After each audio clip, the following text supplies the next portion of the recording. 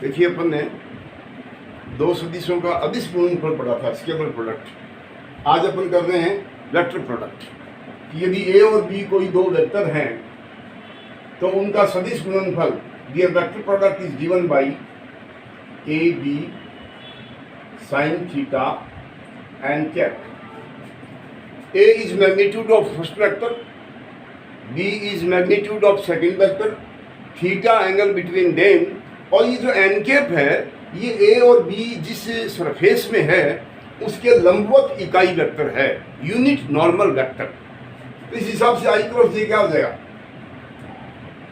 आई का मापांक 1, जे का मापांक 1, आई और जे एक्स वाई एक्स में है, उनकी इकाई सदिश है, बीच का कोण 1, 90 डिग्री हुआ, साइन 90 का मान 1, और आई और जे के लंबवत कौन है?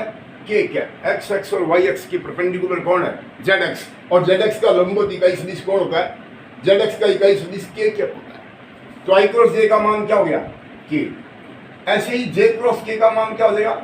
आई, और के क्रॉस आई का मान क्या हो जाएगा? जी। आई क्रॉस आई का मान क्या हो जाएगा? 0, कारण आई आई के बीच का एंगल 0 है, साइन 0 का मान 0, जे क्रॉस जे का मान 0, के क्रॉस के का मान 0। लेकिन हमको ए क्रॉस बी निकालने का मैं आपको शॉर्टकट बताऊं। सपोज वेक्टर ए का मान है 3i 2j 4k, vector B की वैल्यू है i minus j plus 5k, और आपको कैलकुलेट करना है ए क्रॉस बी। या तो इससे करें आई क्रॉस जे क्रॉस के, ये सब लगाएं, पर इसका शॉर्टकट ये है कि सारणी ले लीजिए, एक डिटरमिनेंट ले लो, हमेशा ऊपर लिखिए आई जे के। ये आपने पढ़े हुए हैं स्कूल में, इसलिए मैं जल्दी से कह रहा हूँ। पहला वेक्टर ए है, उसके तीनों कोएफिशिएंट लिख दो, तीनों गुणांक क्या है? 3 2 4, 3 2 4। दूसरा वेक्टर बी, उसके कोएफिशिएंट क्या है? 1 -1 5। ए क्रॉस बी जब भी निकालना हो एक सारणी लो, ऊपर आई जे के लिखो फर्स्ट रो में, सेकंड रो और थर्ड रो में फर्स्ट और सेकंड वेक्टर के कोएफिशिएंट्स लिख दीजिए। सोल्व कर लो इसको, सारणी को सोल्व करना सबको आता है। 5 2 10 माइनस 4 प्लस 4 तो 49, माइनस जे में देखिए 15 माइनस 4 11j, एंड के में -3 -2 माइनस का 5k। तो किन्हीं भी दो वेक्टर्स का यदि क्रॉस प्रोडक्ट निकालना है तो इस सारणी से निकालना। एक और कंडीशन लिखिए सब लोग, दो सदिशों के समांतर होने की शर्त, कंडीशन ऑफ पैरेललिज्म। यदि दो सदिश ए और बी परस्पर समांतर हैं तो उनके बीच का कोण थीटा 0 होगा, और 0 होगा तो साइन 0 का मान 0 आ गया, ये पूरा मान क्या आ गया? 0 आ गया। तो समांतर होने की शर्त क्या होगी? A cross B is equal to 0। यदि दो सदिश समांतर हैं तो ये उनके समांतर होने की शर्त है, कंडीशन ऑफ पैरेललिज्म, समांतर होने की। इससे पहले वाले लेक्चर में क्या बताया था? दो सदिश लंबवत कब होते हैं? जब ए डॉट बी का मान 0 हो, और समांतर कब होते हैं? ए क्रॉस बी का मान 0 हो। ये है आपका दो सदिशों का दो प्रकार का गुणनफल बता दिया, एक डॉट प्रोडक्ट, एक क्रॉस प्रोडक्ट। आज में अपन वेक्टर 3 सदिशों का गुणनफल, हेडिंग लगाइए, 3 सदिशों का अदिश गुणनफल, scalar product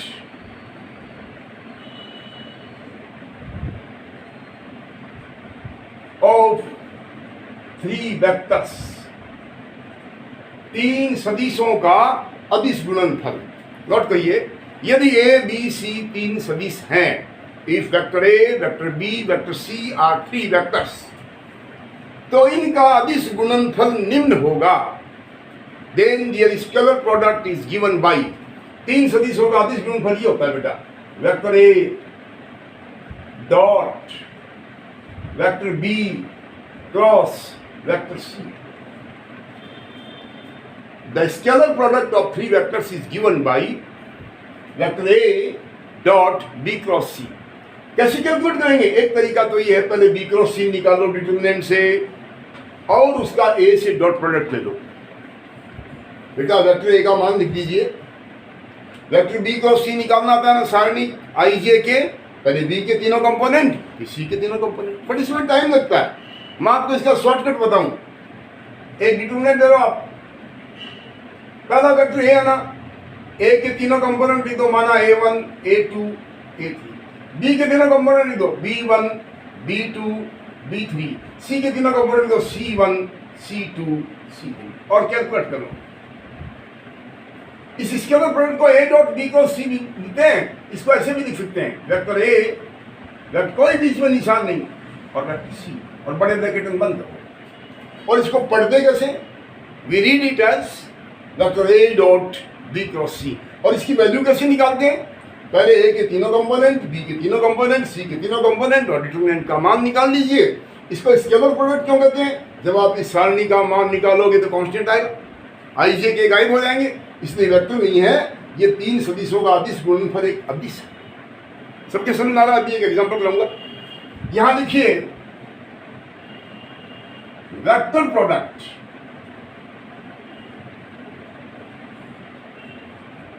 of three vectors, तीन सदिशों का, ये तो था अदिश गुणनफल। अब आप लिखिए तीन सदिशों का सदिश गुणनफल। देखो, माना vector A comma vector B comma vector C कोई तीन सदिश हैं, let A D and C are three vectors, तो इनका सदिश गुणनफल निम्न होता है।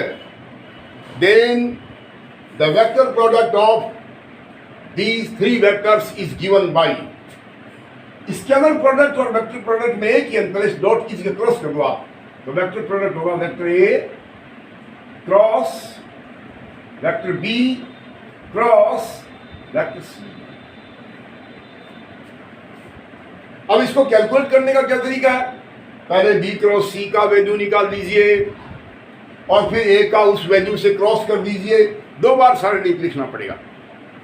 अन्यथा एक शॉर्टकट देखिए क्या है, ये पहला वेक्टर, ये दूसरा, ये तीसरा, तो इनका सदिश गुणनफल होता है पहला डॉट तीसरा, vector A dot vector C, और दूसरा वेक्टर वैसा का वैसा, माइनस पहला डॉट दूसरा और तीसरा वैसा का वैसा। The vector product of three vectors is given by A cross bracket में बी क्रॉस सी। एक तरीका तो ये है कि बी क्रॉस सी अलग से निकाल ले और उसका ए से क्रॉस प्रोडक्ट कर लो, और इसका एक फार्मूला है। फॉर एग्जाम्पल, वेक्टर ए ले लिया मैंने i minus 2j plus 3k, vector B ले लिया मैंने 4i plus j minus k, और वेक्टर सी ले लिया मैंने 2i 3j प्लस 2k। ये तीन सदिश हैं। सबसे पहले इनका निकालो स्केलर प्रोडक्ट। क्या हो जाएगा स्केलर प्रोडक्ट बेटा? ए डॉट बी क्रॉस सी, या क्या होता है ए बी सी। क्या फार्मूला बताया था? एक सारणिक बना लो, ए के तीनों कंपोनेंट लिख 1 माइनस 2 3, 1 माइनस 2 3। बी के तीनों कंपोनेंट लिख 4 1 माइनस 1। सी की तीनों कंपोनेंट लिखो 2 3 2, और इसको कैलकुलेट कर लो। सारणी सबको कैलकुलेट करना आता है। इसका मान आ जाएगा, पहले 1 का कंपोनेंट, फिर माइनस 2 का, फिर 3 का, उसको कैलकुलेट करके मान दो। ये सबके समझ आ रहा है? तीन वेक्टर्स का सदिश गुणनफल ऐसे निकालते हैं। अब देखो, इन तीन सदिशों का लिखते जाइए, दिए गए तीन सदिशों का सदिश गुणनफल, the vector product of given three vectors is equal to, ये फार्मूला लिख दो, ए क्रॉस ब्रैकेट में बी क्रॉस सी लिखा, इसका ये फार्मूला लिख दो, और अब मान रख दो ए इज इक्वल टू, सबसे पहले क्या निकलेगा बेटा? A dot C. पहला डॉट कैसे करें? 2 एकम 2 माइनस का 6 और प्लस का 6, तो कुल मिला के 2 आ गया। तो बी को कितने से मल्टीप्लाई कर दें? 2 से। ये रहा बी का मान 8i 2j और -2 की। ओके, माइनस अब क्या दें, ए डॉट बी का मान निकाल यहां से, 4 एकम 4 और माइनस का 2 2 और माइनस का 3, माइनस का 1 आ गया और -1 को सी से गुणा कर दे तो ये आ गया कितना, 2i माइनस माइनस प्लस हो जाएगा 3j और 2k। कैलकुलेट कर लो, 8i में 2i जोड़ा 10i, 2j में 3j जोड़ा 5j और माइनस का 2k प्लस 2k 0k। ये आज मैंने आपको बताया दो सदिशों का सदिश, पिछले लेक्चर में बताया था दो वेक्टर्स का स्केलर प्रोडक्ट अदिश गुणनफल, फिर आज बताया दो सदिशों का सदिश गुणनफल, फिर बताया 3 सदिशों का अदिश गुणनफल और फिर 3 सदिशों का सदिश गुणनफल। ये वेक्टर के कुछ एक फार्मूले ऐसे थे जो तुमने स्कूल में पढ़ रखे हैं। कल के लेक्चर में अपन कॉलेज का टॉपिक स्टार्ट करेंगे, हेडिंग लगा लो सारे, सदिशों का अवकलन, डिफरेंशिएशन ऑफ वेक्टर्स, ये कल से स्टार्ट करेंगे। Thank you.